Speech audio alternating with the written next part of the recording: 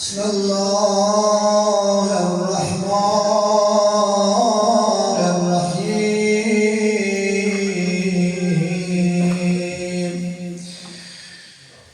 یا رسول الله به درگاهت پناه برده‌ایم، قلب سوزان چشم گریان را گوا برده‌ایم. ما همه بار گناه تو رحمت للعالمین، رحمت للعالمین بار گناه برده‌ایم. یا رسول الله امروز به تو متوسل میشویم. حاجیان رفتن مدینه گنبد خضرای پیغمبر را زیارت کردند، قبر رسول الله را زیارت کردند، اما یک گمشده دارن مدینه و دردانه پیغمبر است. وقتی می روند وارد بقیع می شوند، غربت بقیع را می بینند، غربت امام مجتبی را می بینند. این سال ختم می شود آی بقیع آمدیم قبر دختر پیغمبر را زیارت کنیم، کجاست برای ما نشان بده. من چند جمله زبان حال عاشقان بقیع را بگویم و عرضم تمام. ای بقیع ای سرزمین اهل دل، ای زی اشک زایرم دریا خجیل، میرسد بر گوش و از این سرزمین آه جانسوز امیر المؤمنین. در کجای دامنت ای خاک پاک، مرتضی صورت نهاده روی خاک. ای بقیع قبر زهرا در کجاست، ناله جانسوز مولا در کجاست. بقیع بگو کجا علی شبها می آمد، صورت روی خاک قبر زهرایش می گذاشت، صدا می زد فاطمه جان برخیز علی تنها مانده. زهرای من حسنم حسینم نیمه های شب از خواب حرکت می کند، جا نمازه تو را به بغل می گیرد، اون جایی که نماز شب می خوانده جا نماز را پهن می کند. صدا می زنم مادر بیا وقت دعا و نماز شب است، وقت دعا و راز و نیاز است. مادر به پا خیز وقت نماز است. فاطمه من از اون روزه که رفتی دگر هیچ وقت غذای دست جمعی نخوردیم. هر وقت سفره گسترده می شود حسنینم از کنار سفره برمیخیزد، میگوید در اون سفره که مادر نباشه غذا نمیخوریم.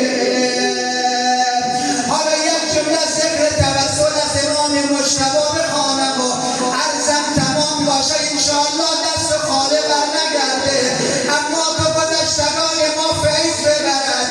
آنانی که مریض دارن حاجت دارن همه حاجت روا برگردن.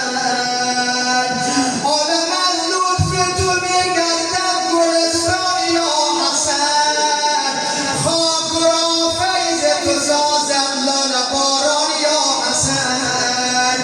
تو کریم اهل بیت ای کریم اهل بیت،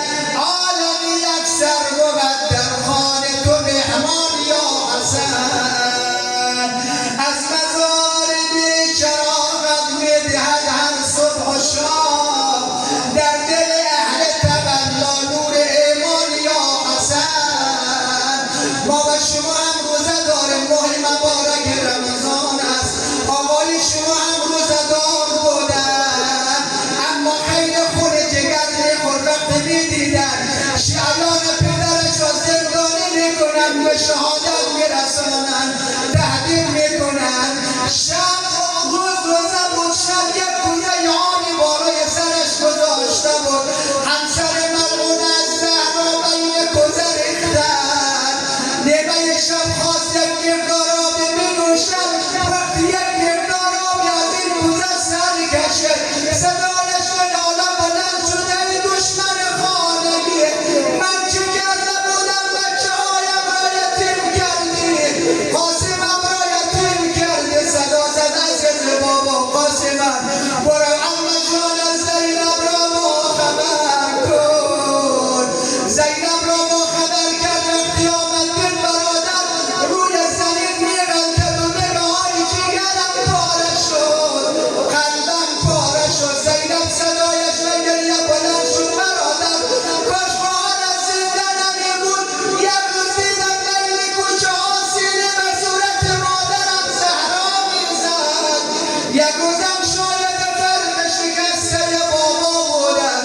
حالا هم تو را مسموم کردم، کاش زینب زنده نمیبود. من پهلوی شکسته بین دیوار و در دیدم، هر روز شهادت مکرر دیدم. سوز دلم ز پشت در شد آغاز، روزه که سله خوردن مادر دیدم. صدا زد: زینبم، حسینم را باخبر کن، ابوالفضلم را باخبر کن. حسین آمد کنار برادر، عباس آمد. آقا عبدالله سر برادر را از زمین برداشت و یک دامن گرفت. به صورت برادر نگاه میکنه، اشکهایش جاری است. صدا زد: برادرم حسینم، گریه مکن. اینجا گریه میکنی، جوانان بنی هاشم کنارت حضور داره. زیر بغلت را میگیرد. یک روز کنار نهر علقمه، کنار بدن به دست عباس گریه کنی، اونجا کسی نیست تو را دلداری کند. صدا زد: عباسم، تشت را بیاور. تشت بیاوردم، پاره‌های جگر بین تشت ریخت. صدا زد: زینب را دیگه بیرون میرود. زینب تحمل نداره پاره‌های جگرم را ببیند. یا ایمان مجتبی نبودی در شام، جلوی چشم زینب و لب‌های حسینت چون میزد. از دو تشت آمد نوای شور و شی، گاه از تشت حسن، گاه از حسین. گر در اینجا قلب زینب خسته بود، اندر آنجا دست زینب بسته بود. صلی الله علیکم یا اهل بیت النبوة.